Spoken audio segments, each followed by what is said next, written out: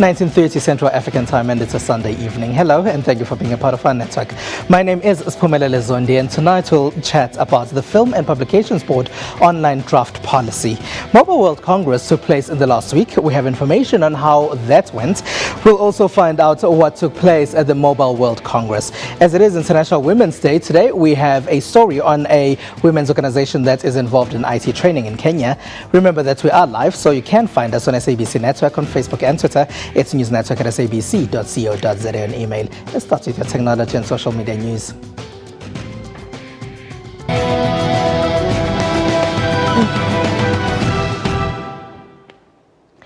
The digital migration has been extended for South Africa. That's the deadline. The country was not going to meet the June deadline. In Kenya, TV stations that had not met that country's deadline, which was in December, are now back on air. The Department of Communications will now be taking over the rollout of South Africa's digital migration from the Telecommunication Department. This happens as South Africa gets an extension on the deadline that was initially set for June this year. I think that the Department of Telecoms and Postal Services had previously had responsibility for digital migration and have in-depth expertise and people who've been really working on the project for many years. Several of them are moving over to the Department of Communications, and the intent is that it would be a very cohesive process. In Africa, there are various countries that are now way ahead of South Africa in this process. They include Mauritius, Tanzania, Kenya, and Namibia. South Africa in 2008 launched the digital broadcasting digital migration policy and was ahead of all other countries on the continent in terms of approaching digital migration, and was expected to be one of the first countries to complete. In South Africa, there are broadcasters that want conditional access so they can protect their content. The telecommunications minister says those broadcasters would pay for their own encryption. If a broadcaster wants to control its own content for commercial reasons, that's allowed by law. Recently, Kenya shut down stations that had failed to meet the country's December 2014 digital migration deadline. But Citizen, KTN, QTV, and NTV are now back on air. They account for 90% of Kenya's television audiences. The problem is that most Kenyans had not bought the set-top box that's needed to watch digital television. So your analog television will need something called a set-top box, or in effect a decoder, in order to unscramble for them, for the analog television, the digital signal, so that you can continue to watch. As South Africa has had many problems that have stalled this country's digital migration process, what is unclear is whether we will meet the new deadline, which is in 2 years' time. There used to be a time when short computer programs were a popular post-high school program, but that period has passed now as digital is taking over everything. Online programs form a part of just about every university program nowadays. We visited 2 South African institutions to find out how. Here at Open Window in Centurion, students learn all kinds of media. These are programs that can work in advertising, animation and film. And the one thing they have in common is that they are all digital. At photography level, animation, graphic design, as well as game design. So a person can major in whichever field they feel comfortable in that space. It's not just private colleges that have realized the future of digital. Government has had various initiatives to get laptops and tablets into schools. This is so pupils who go through the schooling system can start early. Traditional professions like journalism are also moving towards online platforms now. As they abandon paper, Wits University has realized that it needs to upgrade its journalism program. We're obviously living in the internet age, in the age of communication. Most people are consuming information everywhere else, not necessarily on television and radio, but when I say everywhere else, on their mobile phones, at work, on their computer screens, on tablets, etc.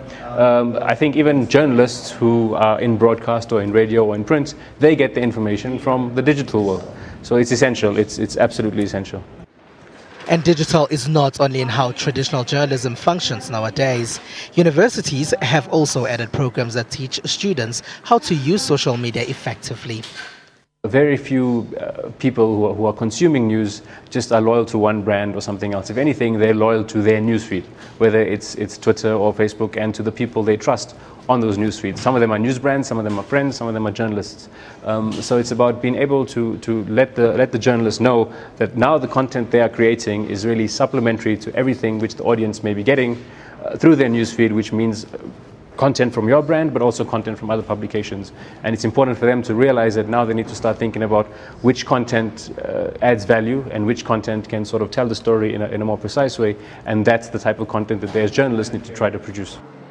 So if one is a student and they're thinking of studying a program that focuses on just typing and office, maybe they should ditch that, as just about every program at university has become digital. Whatever file you uploaded is now in the cloud. And those skills are now incorporated into everything. Today, the 8th of March, is International Women's Day. The theme for this year is Make It Happen. In Kenya, 4 young women are literally making it happen by mentoring the next group of women in Kenya's tech scene. The 4 are known as Akira Chicks. The 4 young women are not afraid to sit at the table. Their decisions are impacting the lives of younger women from poor backgrounds who would have never thought of a career in technology. Meet the founders of Akira Chicks. Akira is Japanese for energy and intelligence. Their energy and intelligence goes way back. We were a class of maybe about 100 people and 15 girls. So, it'd be one girl, a sea of men around you, one girl, a sea of men around you. And to me, that was a little weird. We graduated 2 girls, and it's because we fought to the end. The journey of getting into Akira Chicks actually starts on my first day of campus. So there were only 5 girls in a class of around 50. And for me, that was the first realization that there are very few men in tech. I set out to do this. I didn't think about it being a boys' field. But then when you come in, you realize, oh, actually people take it as a boys' field. After leaving university, they met at the iHub, an open space for technology and innovation located in Nairobi. Again, the story repeated itself. The men outnumbered the women. This time, they knew better than to watch. They took action. And it was just a small gathering of us thinking, oh, we can use our laptops to train young girls. In 2010, they started training young people, both boys and girls, on basic computer skills out of a bus. Despite the challenges, they managed to graduate their first mentorship class. In 2011, they dreamt bigger. They set up a space next to where their career started, enrolling the first class of girls from disadvantaged backgrounds. The first class was 17 girls, second class 18, then the last class 26. I mean, those are good numbers, and so far that tells you at least we can't compare in 2010 when we were just a few of us as women in tech. Now we have more based on the graduations that we've had. The girls are taken through basic computer skills, programming and design concepts, as well as entrepreneurship and business development. Akira Chicks also assists them get job placements in some of the country's best IT companies. Some choose to set up their own startups. We've seen them grow from, coming and asking how do I even turn on my machine, to someone who's doing amazing layouts of design, coding, coming up with applications on mobile phone. Many girls in Africa are not drawn to technology-related careers, largely because it is seen as a preserve of men. Akira Chicks is, however, hoping to change that through a mentorship program, in effect, molding the next generation of women in technology on the continent. The general idea behind Akira Chicks is just to use ourselves as examples of women who are actually working in the tech industry, to encourage other women to do the same thing, as well as passing on whatever skills we have to the younger ones so that they also think of this as an actual career opportunity. 5 years since the first sitting at the table, Akira Chicks is dreaming big. The ladies are ready to cast their nets wider. I mean, more Akira Chicks, If we are able to not even just focus in Nairobi, but go to other parts of Nairobi, then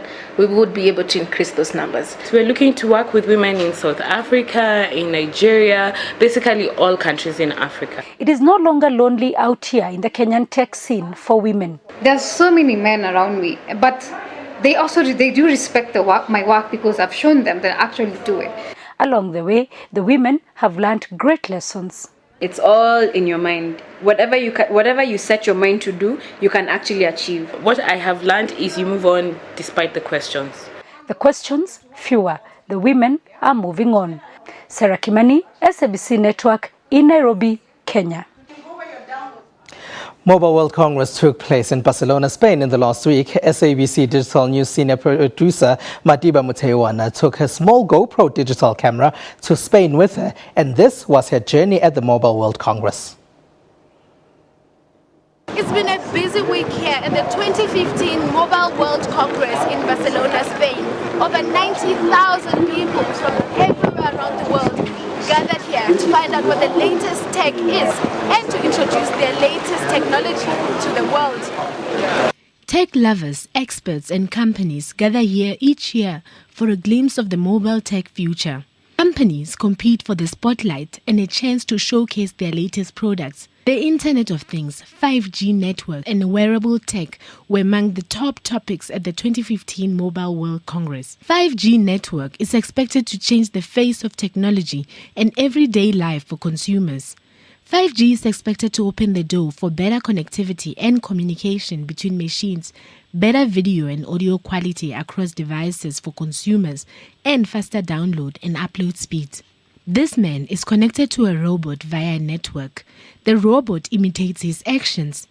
Using 5G's fast network could see doctors remotely connecting to robots and having the robot perform the surgery. The man sitting on this chair is remotely connected to an industrial workplace in a different part of the world. Using a 5G connection, he controls the machine that digs a hole in a different location. These kind of remote connections can be used across different industries, including mining across the world. 5G is expected to enter the market in 2018. Connected cars are getting smarter. Car manufacturers, network providers, and app developers showcased current and future trends in connected cars. Volvo and Ericsson showcased a car that connects to a cyclist's helmet. The helmet has a Bluetooth device in the back and a couple of LEDs in the front and 2 vibration motors. That connects to your mobile phone, and as a cyclist then you usually use an app like Strava or something else that tracks you, monitors your activity on your bicycles and those things. Wearable technologies like smartwatches are getting smarter with features that complement consumers' lifestyles. LG launched the first 4G network smartwatch this week. The smartwatch can start an engine of an Audi car. On the back side there's a heart rate sensor. It measures your heart rate, and when it's below an under level, on a certain level, then you receive here a notification that you are tired and please have a rest. Lenovo launched a 4x4 pocket-sized projector that projects images and videos up to 110 inches. Lenovo also showcased the Selfie Flash. But essentially what the Selfie Flash does is it's got a 3.5mm audio jack that lets you plug it into the top of the smartphone. Now, it's got 8 LED bulbs with a diffusion covering, so it's designed not to wash out your face, but in order to provide some fill light. Microsoft launched a foldable keyboard which simultaneously connects to 2 devices. Its battery life can last up to 3 months on a full charge. I'm Matiba Mutewana, SABC News, Barcelona, Spain. It's SABC Network on Facebook and Twitter. As we go to break, we'll get some information on one of the women leading in Africa's tech industry. It's our way of celebrating International Women's Day. After the break, we'll chat to the Film and Publications Board about the organization's draft online policy.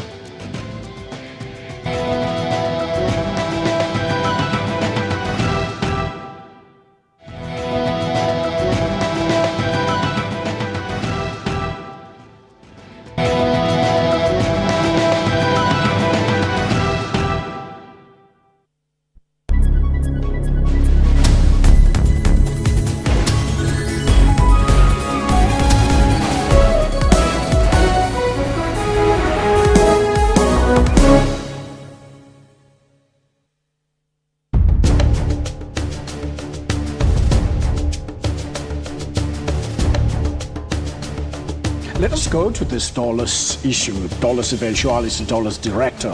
What do they actually mean to the ordinary man in the street? A practical and easy example of dolus eventualis is where 2 robbers walk into a bank with the intention to rob the bank. They reconcile themselves that should the teller press the panic button, they are going to pull a trigger and kill. So the intention is not to kill, but the intention is basically to rob the bank. That's Rights and Recourse, Sundays 2 p.m. on SABC News.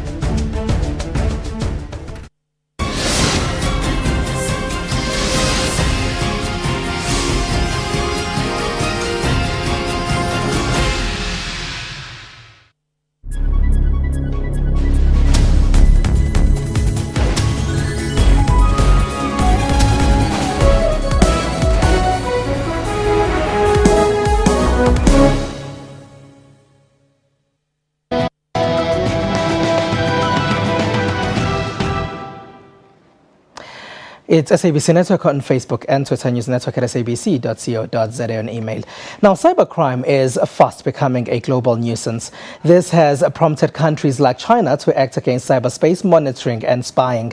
This they did by partnering up with other relevant countries in submitting a draft of International Code of Conduct for Information Security to the United Nations General Assembly.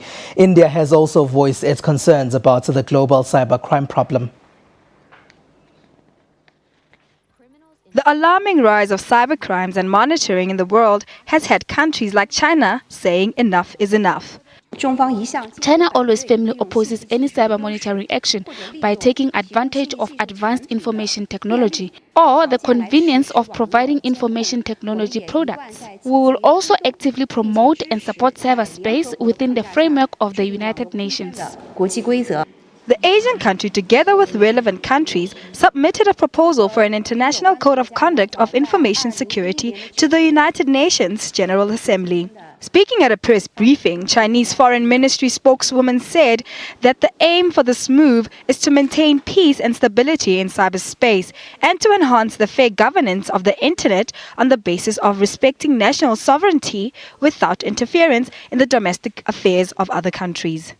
Another Asian country, India, has also voiced out its concern about the global cybersecurity issue. The country's Prime Minister, Narendra Modi, urged the ICT industry to focus on meeting the global challenge of cybersecurity.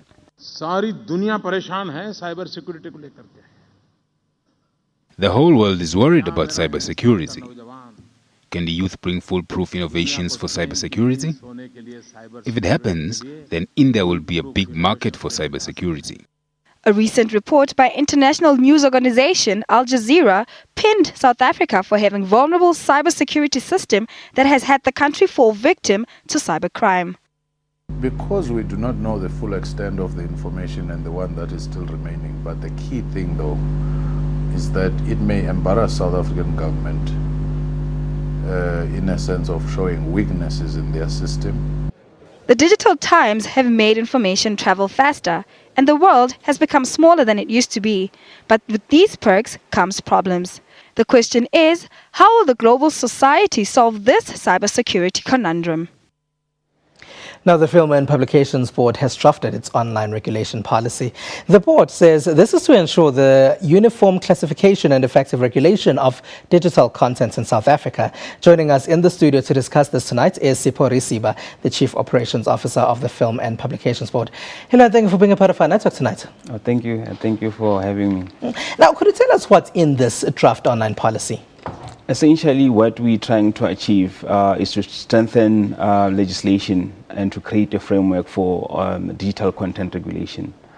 Amongst others, to ensure uniform classification across all media platforms of content, but also we have realized the fact that the lack of a framework has created a whole lot of challenges. Amongst others is the irresponsible use by the public of new media and social networking sites. So in this case, we want to work with industry, we want to work with stakeholders to ensure responsible use of these media platforms, and where these platforms are used for the commission of offenses against children, we want these perpetrators identified and brought to book. Now, how do you monitor online media? We have our own systems in terms of which we monitor the online space, but we also appreciate the fact that the online space is quite huge, is vast, And for us to really make a meaningful impact, we need to bring everyone on board, including internet service providers and the mobile network operators, because these are the platforms that are used by the public to transmit digital content.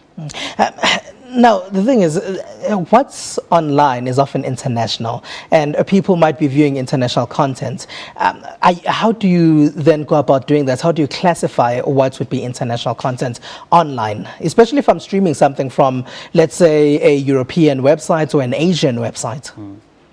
We do appreciate the fact that when it comes to the internet, it's without boundaries. And then as the Film and Publication Board, we celebrate the fact that South Africans are able to access content elsewhere, anywhere in the world. But we must caution against the download of illegal websites which contains child pornography. For example, in South Africa, distribution of bestiality is an offense. In countries such as Brazil, for instance, it is not an offense, and South Africans are able to download this type of content. But if, as a South African, you have access to those international websites, you download this content and then you later distribute in the country, that will constitute an offense, and we will deal with you without being apologetic about it. All right, if you download it for personal use at home, is that an offense? No, it is not an offense. But if you download for distribution purposes, it is a criminal offense in South Africa. Now, you, as the Film and Publications Board, are known for regulation of movies and putting age restrictions and things like that. I suppose with this online draft policy, there'll be restrictions and age restrictions on some online content. Can you tell us a bit about that as well? At the moment, we have more than 5 online distributors that are distributing digital content in the country. And we have entered into interim arrangements with them pending the finalization of this policy. But one of the biggest challenges around that is the fact that each entity wants to use its own classification standards and labeling. So for that is a problem, because it creates confusion in the market. Right. So in terms of this policy, to ensure that regardless of who classifies content is classified using the FPB classification guidelines and the Act. All right, Sipho Risiba, Chief Operations Officer of the Film and Publications Board, thank you very much for being a part of our network tonight. You're welcome. Thank you. After the break, we'll find out about Vodacom's tablet 3G. It's SABC Network on Facebook and Twitter.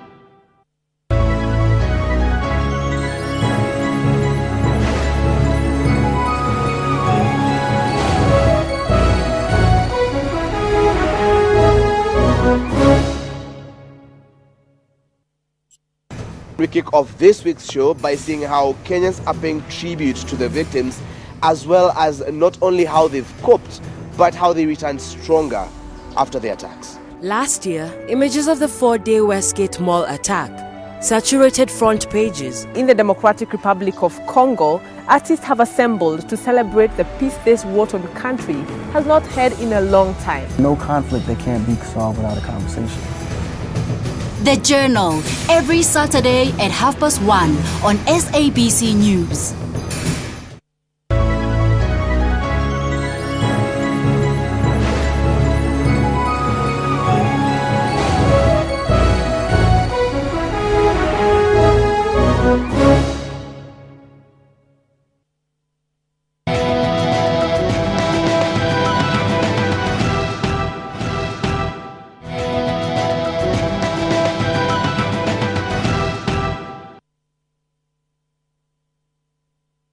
The Proteas lost to Pakistan on Saturday.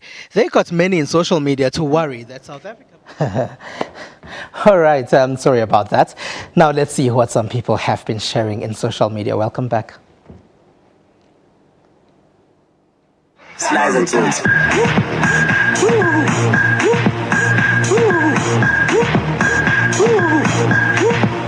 Slides and tunes. My leg.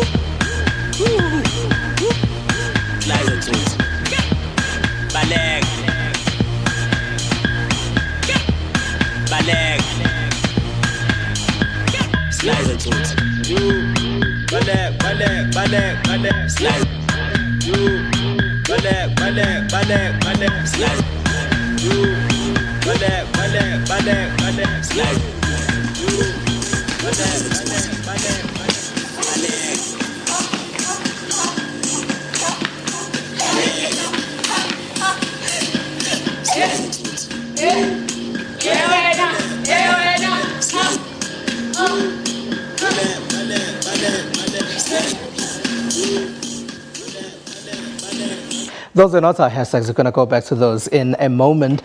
That was a video of some of the fads that have been doing the rounds in social media as people have been dancing to this Sliza Tsotsi song, and then they take videos and they upload them in social media and share with others. Maybe I should also join them and do my own Sliza Tsotsi video.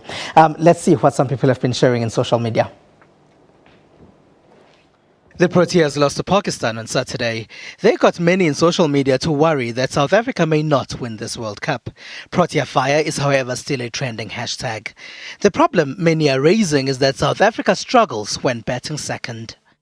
It's International Women's Day. As a result of that, many in social media have been sharing information about that.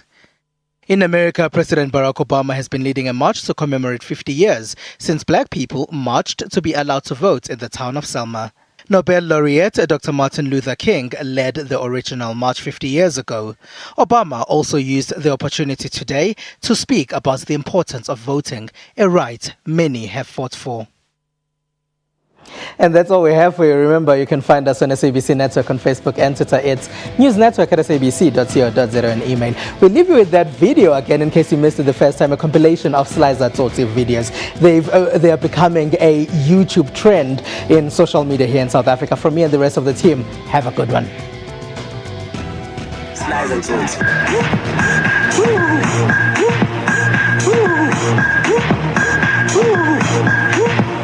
Sliza Tsotsi. Baleg.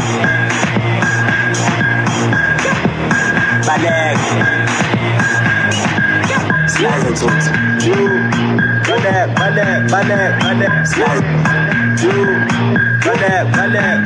Baleg. Sliza.